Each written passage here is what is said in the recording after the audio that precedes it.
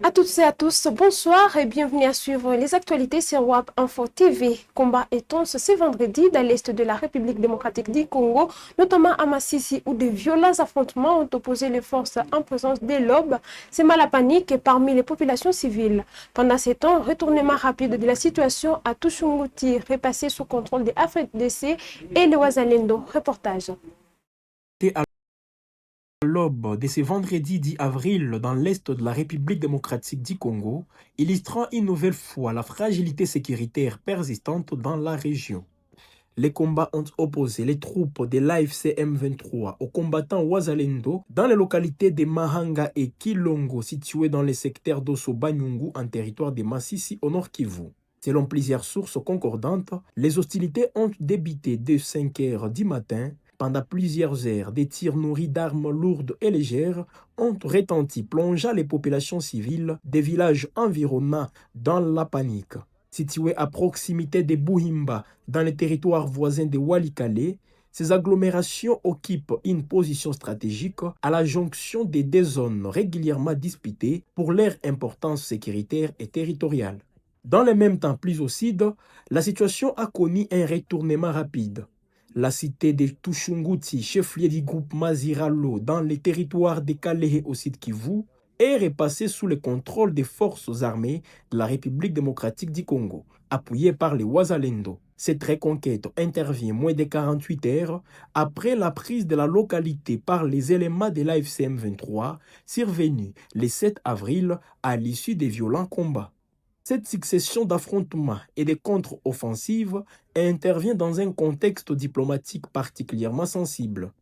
À l'approche d'une nouvelle session des négociations prévue à la mi-avril en Suisse, l'AFC M23 a confirmé sa participation. Par la voix de son porte-parole, Laurence Kanyuka, le mouvement affirme s'engager dans les discussions dans un esprit de responsabilité et de faveur d'une issue pacifique à la crise. Toutefois, cette volonté affichée contraste avec la réalité sur le terrain.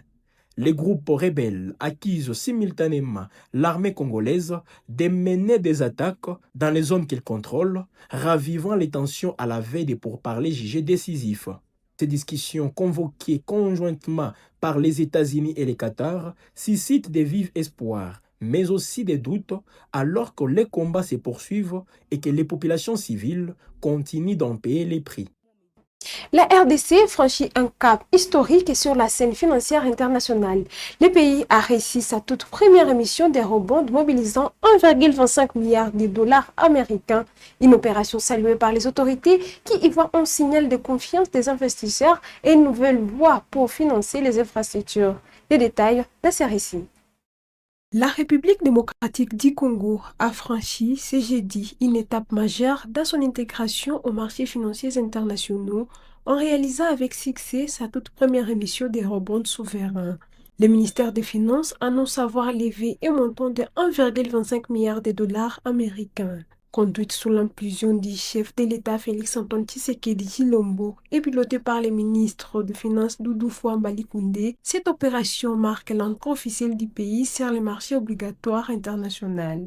Elle s'inscrit dans un programme plus large de missions en devise lancé en 2025 avec un objectif initial pouvant atteindre 1,5 milliard USD pour le financement des infrastructures prioritaires. Jusqu'ici, la RDC s'appuyait essentiellement sur les financements multilatéraux, notamment ceux du Fonds monétaire international, de la Banque mondiale et de la Banque africaine de développement, ainsi que sur les appuis bilatéraux. L'accès au marché privé via les eurobonds ouvre désormais la voie à une diversification des ressources de financement avec des possibilités accrues en termes de volume et de maturité. D'après des sources proches du dossier, l'émission aurait été structurée en plusieurs tranches, dont une maturité de 5 ans assortie d'un coupon estimé à 8,75%. Les modalités détaillées devraient être précisées dans les prochains jours par les autorités et les partenaires impliqués, parmi lesquels la Rabobank. Si ce succès ouvre des perspectives pour le futur levée de fonds, les autorités sont entendues sur la gestion prudente de la dette ainsi que sur la transparence dans l'affectation des ressources mobilisées. Le ministre des Finances n'a pas encore détaillé la répartition du fonds ni le calendrier des remboursements, des précisions étant attendues dans les prochaines semaines. Les débats sur l'accueil des migrants refoulés des États-Unis sont vite à l'Assemblée nationale. Le député Christian Mwando, président du groupe parlementaire Ensemble, exige des explications de la ministre des Affaires étrangères dans un contexte sécuritaire déjà fragile. Une question orale avec débat a été posée pour éclairer l'opinion. Retour sur ce propos de cet extrait. Nous sommes venus déposer au nom du groupe parlementaire une question orale avec débat adressée à la ministre d'État, ministre des Affaires étrangères et coopération internationale, concernant le dispositif mis en place pour recevoir les refoulés des États-Unis en République démocratique du Congo. Vous n'êtes pas sans savoir que l'ensemble de la population se pose la question sur ce qui se passe pour que des espaces de souveraineté, notamment l'accueil des réfugiés ou des personnes indésirables aux États-Unis, soient mis en œuvre au niveau de notre pays, alors que notre pays souffre déjà des conflits internes, de la guerre, et que nous nous souvenons encore très bien que c'est à cause de l'opération turquoise en 1994 que les réfugiés rwandais sont entrés dans notre pays et que depuis lors, notre pays souffre des affres de la guerre. Aujourd'hui, nous sommes nous-mêmes en guerre, nos compatriotes sont en train de errer dans les pays voisins, d'autres sont déplacés sans domicile à l'intérieur du pays, plutôt que de nous occuper de nos problèmes internes, d'assurer la sécurité de nos populations.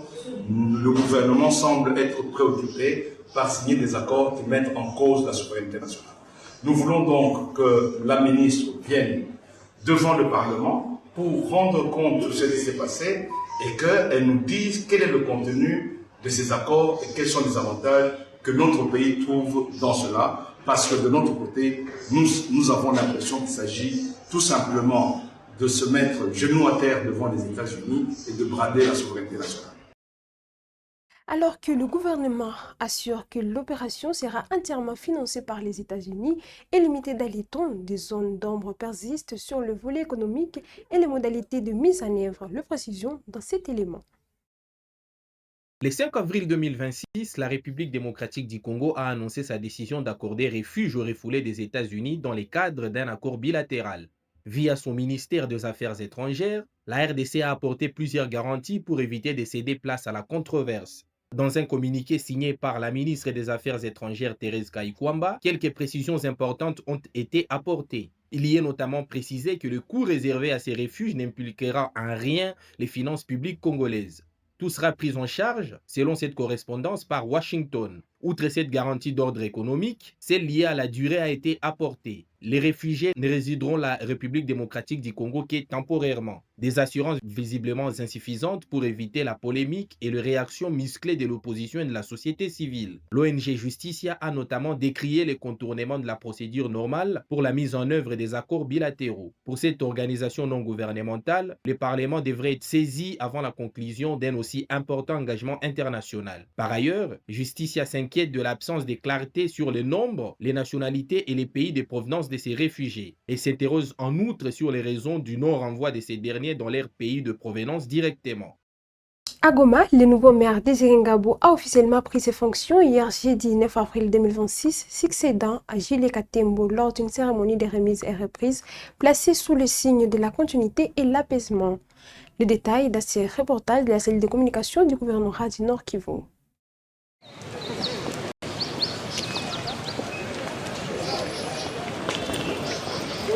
La cérémonie de remise et reprise entre le maire entrant de la ville de Goma, Désiré Ngabo Kisuba, et le maire sortant, Julien Katembo Ndalieni, s'est tenue ce jeudi 9 avril 2026 dans la grande salle Serge Pantoul, en présence de nombreux agents et cadres de la mairie ainsi que les autorités locales. La passation des pouvoirs a été présidée par Rémi Seguiobe Bahati, directeur de cabinet adjoint du gouverneur de province.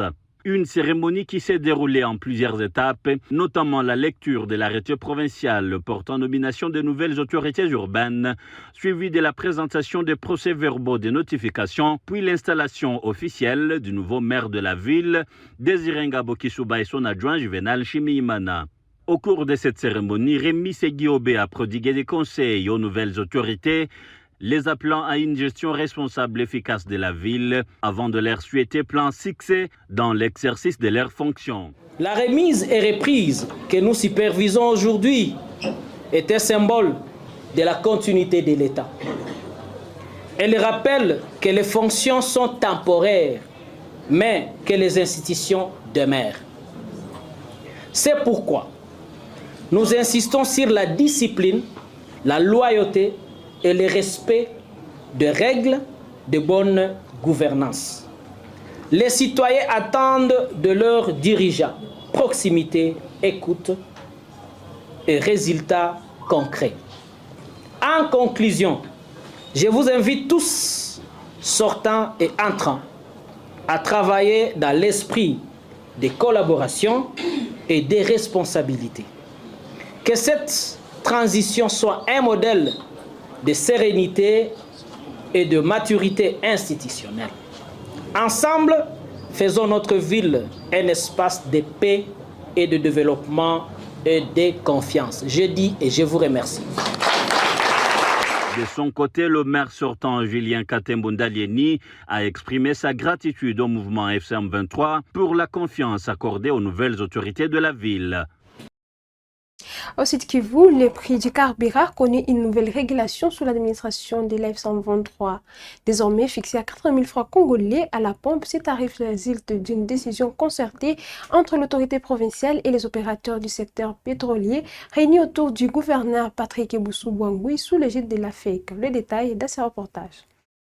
En attendant d'autres dispositions, les prix des litres du carburant à la pompe sont fixés provisoirement comme suit. 1 litre de mazout à 4 200 francs congolais et 1 litre d'essence à 4 000 francs congolais sur toute l'étendue des zones libérées au Sud Kivu. C'est la conclusion de la réunion de concertation sur la hausse des prix et pratiques commerciales présidée ce jeudi 9 avril par le gouverneur de province Patrick Eboussou-Bouangoui Chombo à l'intention des membres de la Fédération des entreprises du Congo FEC, club des pétroliers, les responsables des associations des transporteurs, les cambistes, les Kadhafi et les responsables des marchés. Après concertation, les prix des transports en commun restent intacts sauf une simple augmentation sur les prix d'une course de taxi qui passe de 1 000 francs congolais à 1 200 francs.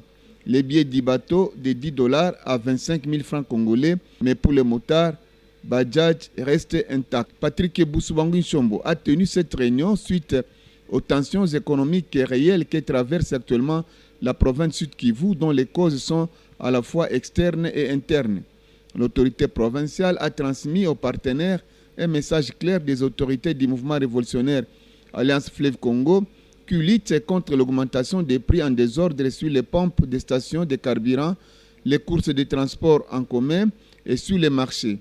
Au nom du gouverneur de province, le vice-gouverneur en charge des questions finances, économie et développement, Gadi Moukiza, a fixé l'opinion sur la conclusion de cette réunion. Sur ordre de son Excellence, Monsieur le gouverneur de province du Sud Kivu, nous venons de terminer une réunion avec les pétroliers, transporteurs, armateurs. C'était en rapport avec la crise qui s'est manifestée. On commençait à hausser le prix des transports. Maintenant, il fallait appeler tous les concernés pour discuter ensemble afin de trouver une issue favorable. Maintenant, après débat et délibération, décision suivantes ont été décisions. C'est une seule décision. Le prix de mazout, désormais, c'est 4 200. Le prix d'essence, c'est 4 000. Le prix de transport taxi, c'est 1 200. Bateau, au lieu de $10, c'est 25 000. Les autres, on n'a pas touché. Le bus, on n'a pas changé. La moto et Bajaj. Voilà. Et puis, c'est une décision à court terme. On verra, compte tenu du contexte, on pourra voir. Donc, c'est une décision à court terme. Le message, celui qui ira à l'encontre de cette décision, il doit s'attendre aux mesures de la loi. Il sera puni. Donc, il faut que cela soit clair à tout le monde.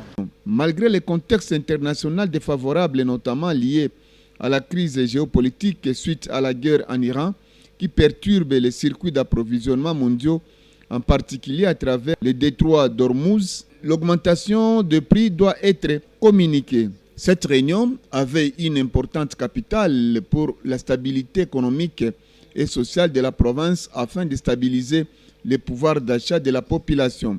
La réunion a eu lieu dans la salle de l'auditorium de la femme à la Botte dans la commune d'Ibanda où le commandant des brigades de l'armée révolutionnaire congolaise ARC, celui de la police révolutionnaire, le coordonnateur provincial des finances, le maire adjoint de Bukavu, Céline Nyota Luanja, et les bourgmestres des 3 communes de Bukavu ont pris part à cette réunion.